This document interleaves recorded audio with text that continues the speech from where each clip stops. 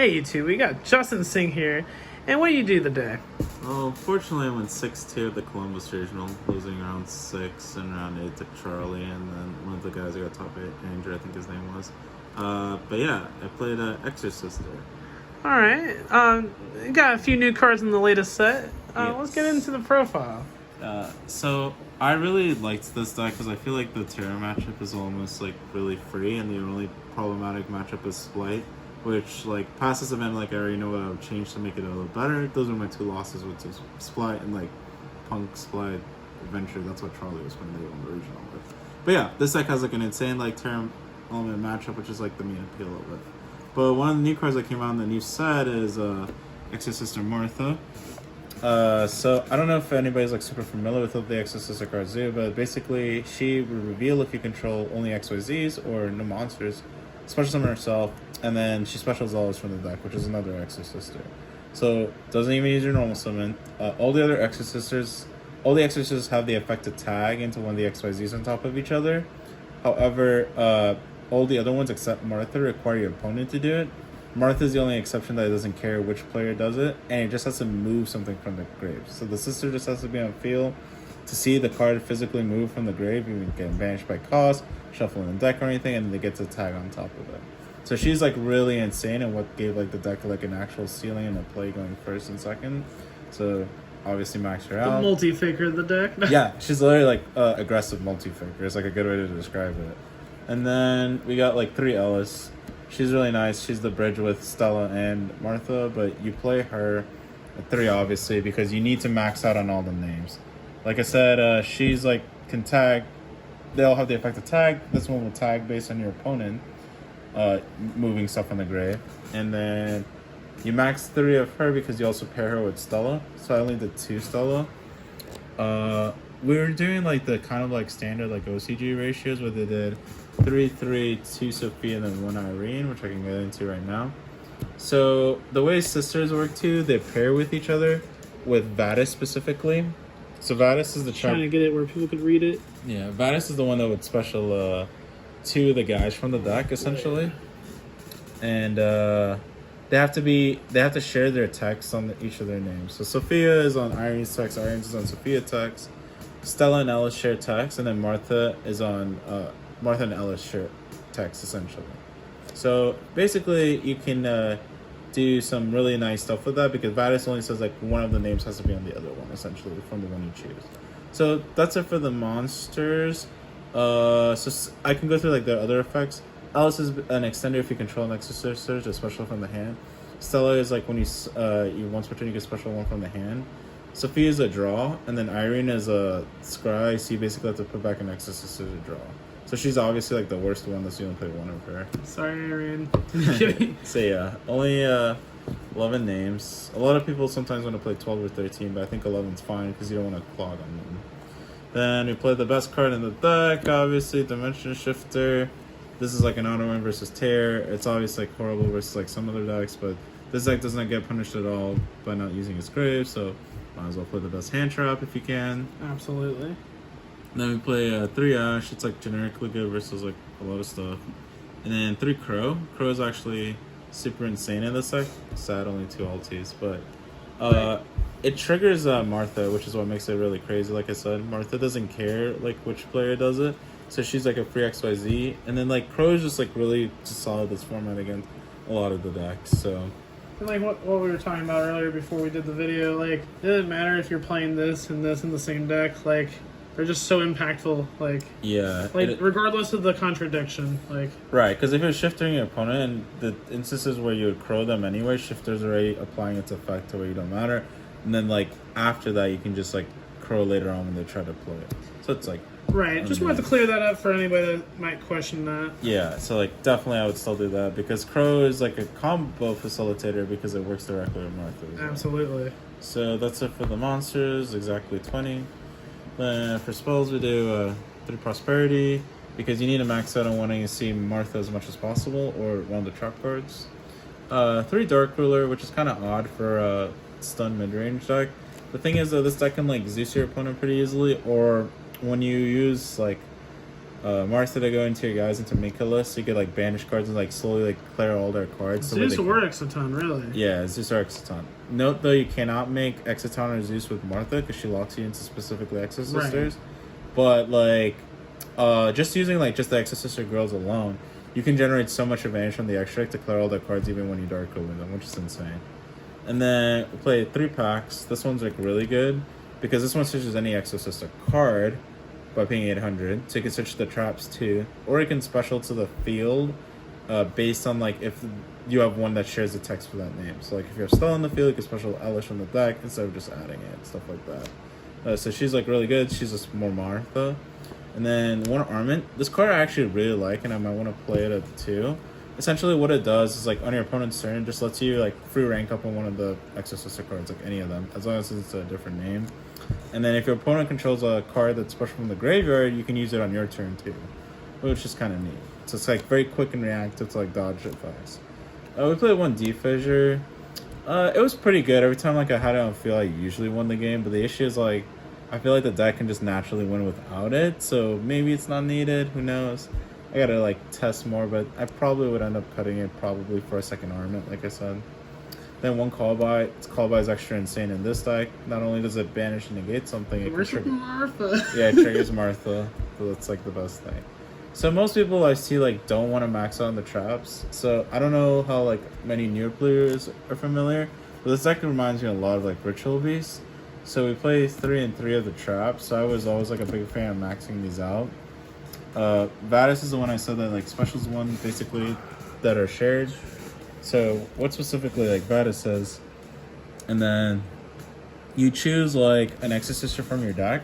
So you can choose like Martha, and then you choose one that's mentioned in its text. So that'll be like Ellis, and you can special both to the field, or you can do like Sophia Irene or like any other thing you want. Stella stuff. They just have to be matching in that way. And then you special them to the field, but they get shuffled back in the deck at the end phase, which is irrelevant because what you can do is like if your opponent is like say I forgot to zoom in on these. there you go. If your opponent's using like an effect to shift something from the grave, you can chain Vadis, summon 2 out. The sisters are on the field when the stuff starts to move. Then you can do a free rank up on them. Obviously, it doesn't work with cards with cost, but it's kind of neat to if they do like Terror Effect Diffuse, you go double Vadis. You go Vadis, summon 2 names, they shuffle, and then you get to rank up on both the cards for free. So it's like really insane. Then this card was the new trap that came out, which actually gives the deck like really nice, like breaking engine pieces. So this card's banish as long as you control an Exosister, which is very insane. Banish any card, take a banish Mystic Mine. Then you can apply one of the second effects. You don't have to, which is also insane. So you can just use it just as a free spot removal. But it can like quick XYZ with the guys you control, or you can, if you XYZ this turn already, you can banish an additional card. Also, this card can banish from the graveyard as well of an opponent, so you can also trigger Martha with it, which is also it's crazy. And to fill out the traps is just 2 Solemn Strikes. Might switch these to Impermanence, but just to have more hand traps per splay and stuff. But the strikes are there mainly to protect Vadis so you don't get Ash and lose. That's it for the main deck. Just 40 cards, pretty clean. Gotta draw the reboot somehow, right? I mean, yeah. Shout out Larry. No kidding. So for the extra deck, we did 2 Magnifica. This one's like super insane, essentially. What she does is that she does like everything the deck could ever want. So the very first thing is she gets like to attack twice. Once per turn, you can detach a material from it, and it's a non-targeting banishing of any card. I think it's card your opponent controls. I can't remember. I usually like double check every time. Yeah, 1 card your opponent controls. So it's like a Marriage for any card your opponent controls. Well, actually, Marriage is like any monster. This is non-target banishing any card your opponent controls. Then it has another effect that's really neat. It's like if your opponent activates a card effect, you can chain her effect, detach a material, put back the material into the extra deck because you make her with 2 XYZs, and you get to summon that same guy on top of it. So all the Exosister XYZs trigger when they're XYZ summoned. But say your opponent tries to like Imperm, you can go chain effect attack, chain effect to banish. Again, you can summon a new guy there, and then it no longer gets Imperm because the target's gone. Stuff like that's kind of neat. And then we played 3 of the best one, which is Mikolas. She's like insane. She's like the best starter in the deck. So with your Martha turn 1 play, you can either try to go into Magnifica turn 1 with like Martha name extender. But I tend to just like end on Martha and field with Mikolas because Martha, like I said, it's a free tagger if you know what you're doing. She's search for any spell traps. You can search Vadis, Pax, or Armament, or Returnia. Also, the turn she's XYZ summon, she's a quick effect banish target one card your opponent controls. So going second into a board, you can go Martha, summon her, use the effect to search to try to imperm. You can go chain effect banish a different card, and you already like cleared through like 2 to 3 of their cards. So she's like insane to like bridge the deck to get to Tenjin. Then we play 2 Kispitels. She's basically when she's XYZ summoned, she's Sanaphon. Neither player can special summon from the graveyard. And then for that turn, all these XYZ on field effects are only applied to the turn they're summoned, which is fine because you do it on your opponent's turn. Her secondary effect is that she searches a monster. So she's how you can generate follow up with Mikalis. Then I played 2 Sophiel. I've seen a lot of lists only playing 1, but I like 2. It's how you kind of like auto-win the Terra matchup because she is essentially Abyss Dweller. The turn she's XYZ summoned, your player can activate card effects in the graveyard. So if your opponent is going to use like an effect, you can just go make Sophiel on their turn, effect a Sophiel, and they can't trigger any of their Terra cards, and they just kind of just lose the game. Because like your next turn you just kill them. And then you play 1 Jabreen. She actually comes up a lot, believe it or not. But you only need 1 of her. But her main purpose is like she's an imperm as a quick effect on the turn she's summoned, like you get a monster. But the other effect of where it says like you can make all your XYZs you control for the rest of the turn gain 800. When you apply the effect, it's similar to like Ritual of Beast of Palio. So even if you use her effect while she's on the field, even if you summon XYZs later on the turn, they're all gonna get the attack boost too, which is relevant because Jabreen and Magnifica is game because this is 72 because it's 36 twice plus 22. So it's like mega game. So you just kill them with that. And you can play around Nib usually like past turn 1. Interesting. So now your utility cards is like Exoton and Zeus. Because the only thing that locks you into specifically Exosisters... Look at that pretty starlight! Yeah. Is I think Vadis and Martha, but all the other ones are freeform. So if you have like Stella Dude, you can make Exoton blow up guys and then go to Zeus or whatever. You can do like Mikhail, Spanish, Search, and then Zeus them. If you don't use Martha or Vadis. And then the other 3 cards I played were just all Artemis Slay targets. I played an Omega, an Atis, and a Trouble Sunny. And I started like obviously the Kisa kill for that. Honestly, the Artemis Slay was okay. It kind of conflicts a shifter. I probably would just cut it for like Gamma, I think, honestly. And then we make this spots like M7, Constellar Omega, and Baguska to like help versus Wonder and Despia. But that's it for the extra deck. And then finally for the side deck, I did 3 Spare Mode. You have to do Spare Mode. You can't do Lava Golem because it conflicts with Martha's ability. Because Martha says you can't special summon for the rest of the turn except for that turn you activate the effect except Exosisters. Then we played the Ultimate Slayer package. Ultimate Slayer, I should say, sorry. I keep forgetting it got renamed. But yeah. Yep, you gotta play the you only put this in like obviously in the decks that you care about, and then you put this one in if you play against Limp decks. Which is kinda neat because game 1 you could have 3 free prosperity banishes. Harpies obviously for like backer decks. Reboot, shout out to Larry. Oh my god. Yeah. This card's insane. You gotta play it because like even if like you don't Zeus them or anything, Mikolas can like trade through the back when you get through everything. Card I hated today, evenly matched. Just wish this was Lightning Storm. Always better on paper. Always better on paper. And then finally to round out the trap cards, 3 Judgment. So our problem with the deck was that it kept losing to like Feather Duster or like evenly matched. And this was the only card that could aggressively answer those cards, aside of a pointer, but the issue with the pointer is that you had to have a card in hand.